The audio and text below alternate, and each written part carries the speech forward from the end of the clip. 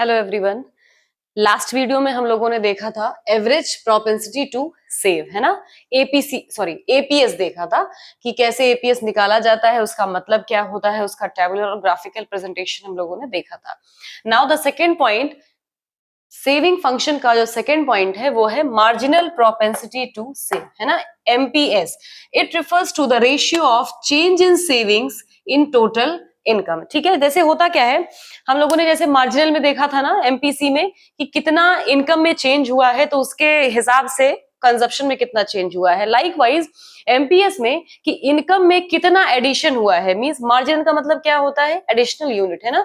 कितना इनकम में एडिशन हुआ है जिसके हिसाब से सेविंग्स में भी क्या एडिशन हुआ है। जो चेंज हम देखते हैं कि कितना, जहां पे हाउ मच या हाउ मेनी देखा जाता है कि अगर 10 रुपए से 5 रुपए इनकम बढ़ी है तो 5 रुपए अगर बढ़ी है तो सेविंग कितना रुपए बढ़ी है, 5, 10, 3, 2 जो भी बढ़ी हो। तो ये हमें देखना होता है कि जितना इनकम में चेंज हुआ है उसके हिसाब से सेविंग्स में क्या चेंजेस आए हैं, ये जब हम निकालते हैं, एडिशनल यूनिट जब हम निकालते हैं, या एडिशनल इनकम या एडिशनल सेविंग्स जब हम निकालते हैं, वो होता है एमपीसी, सॉरी एमपीएस होगा यहाँ पे, एमपीएस। ठीक है, और इसको निकालते कैसे हैं, delta S upon delta Y. डेल्टा का मतलब क्या होता है, चेंज, है ना, change in savings upon change in income, इससे हम निकालते हैं MPS, marginal propensity to save. ठीक है, देखिए हमारे पास डेटा क्या क्या है, यहाँ पे आप देखिए इनकम है 0, 100, 200, 300, 400, ठीक है, और सेविंग्स क्या है, -40, -20, 0, 20 एंड 40। -40 मतलब डिस सेविंग हो रही है, हम सेविंग्स में से पैसे निकाल रहे हैं।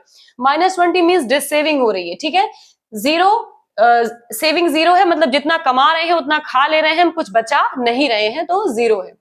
फिर 300 पे 40 एंड 400, सॉरी 300 पे 20 एंड 400 पे 40, ये सेविंग्स है और ये इनकम है। अब हमें चेंज निकालना है। चेंज कैसे निकालेंगे, पहला तो हम डैश यहाँ पे हो जाएगा और हम माइनस करेंगे। जैसे दोनों के बीच में कितने चेंजेस हैं, कितना अंतर है, 20 का अंतर है ना, तो यहाँ पे हो जाएगा 20। इन दोनों के बीच में कितना डिफरेंस है, 20। इन दोनों के बीच में 20 और इन दोनों के बीच में 20, यही चेंज है।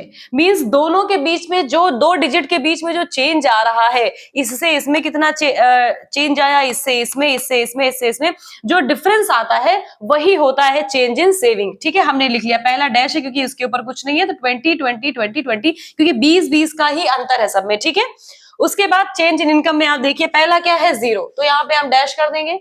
फिर कितना डिफरेंस है, 100 का, कितना, सब में देखिए 100, 100 का ही डिफरेंस है, तो हम सब में क्या लिख लेंगे, 100, 100 एंड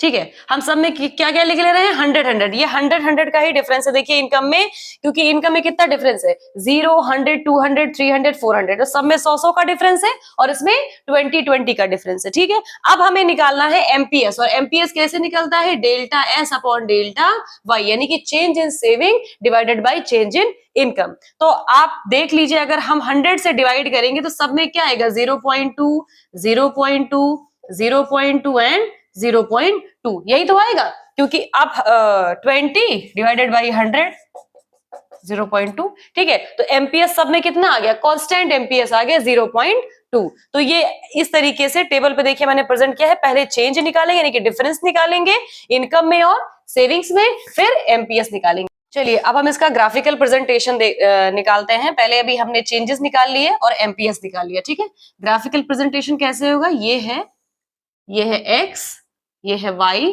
इसको हम थोड़ा यहाँ पे कंटिन्यू करेंगे, क्यों, क्योंकि हमारे पास नेगेटिव में क्या है, सेविंग्स। ठीक है, फिर यहाँ पे हमने, चलिए ये तो हमने बना लिया, यहाँ पे ये s बना लिया। ठीक है, ये एरिया क्या हो गया, डिस सेविंग का हो गया, और ये क्या हो गया, सेविंग का हो गया। ठीक है, ये डिस सेविंग का हो गया, और ये जहां पे s इज इक्वल टू 0, ये क्या है, बीईपी यानी कि ब्रेक इवन पॉइंट। ठीक, उसके बाद फिर हम क्या देखते हैं कि जैसे यहाँ पे हम, ये मान लीजिए हमने इस पे सेविंग्स दिखाया, हमने इस यहाँ पे इनकम दिखाया है, तो ये हमारा पॉइंट हो गया था।